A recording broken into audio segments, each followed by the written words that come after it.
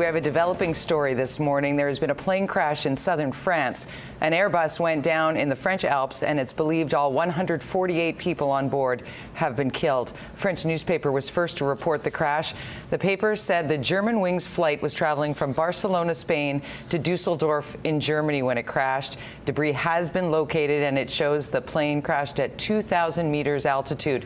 Officials expect an extremely long and difficult search and rescue operation because of how remote the area is. More on this story will be coming to you as it develops. Vancouver Coastal Health has issued a public advisory following an unhealthy arrival from China. 2 passengers on an Air China flight from Beijing have tested positive for measles. Fortunately, no other cases have been detected since the flight landed Saturday.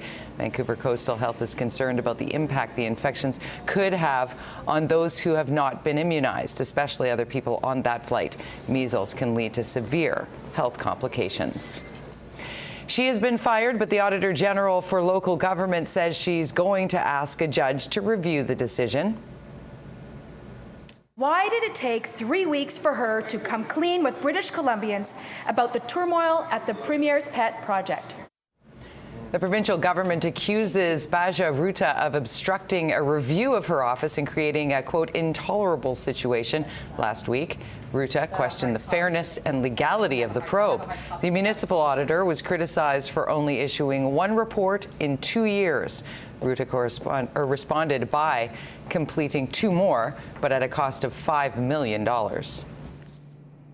I think the right thing is to fix up the mess, is to fix up the legislation, is to own up to the fact that they weren't honest with the people of British Columbia, that things have been going off the rails for a long time, and we weren't made aware of it. Even when we asked in the House, they didn't have the decency to say, this thing isn't working. This will provide tools, Honourable Speaker, for local governments, tools that they can share best practices, tools and abilities to really help support taxpayers achieve great value. Honourable Speaker, we believe in this. We had hoped for a different conclusion, but we are moving forward. Ruta denies the government's claim she was obstructing the review. She's issued a statement calling for a judicial review. Vancouver's annual homeless count will be wrapping up this morning. This year's count takes place in the same year Vancouver Mayor Gregor Robertson vowed to end homelessness. Greg Harper joins us live from the Kettle Friendship Society with more. Greg?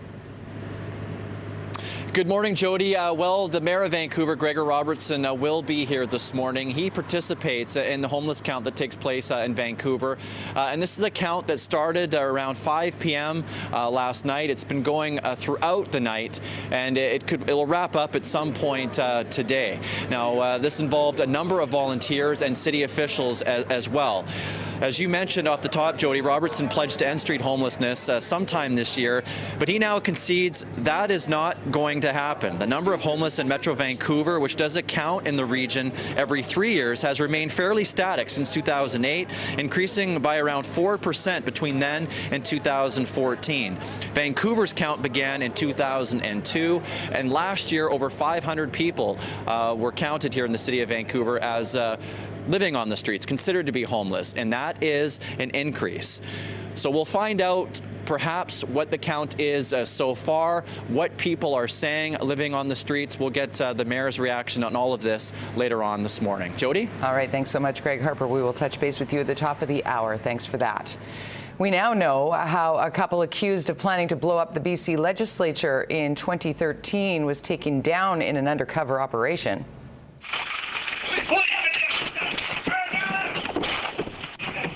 A jury has watched video footage taken on Canada Day from an Abbotsford motel room. This came after John Nuttall told an undercover officer how he thinks the botched mission has to do with faulty explosives. Nuttall and his wife, Amanda Carodi, were also waiting for word on when they could leave their room and meet with what they thought was an Arab businessman who would take them out of the country. Turn out your pockets and let's leave it, everything. Leave everything. Just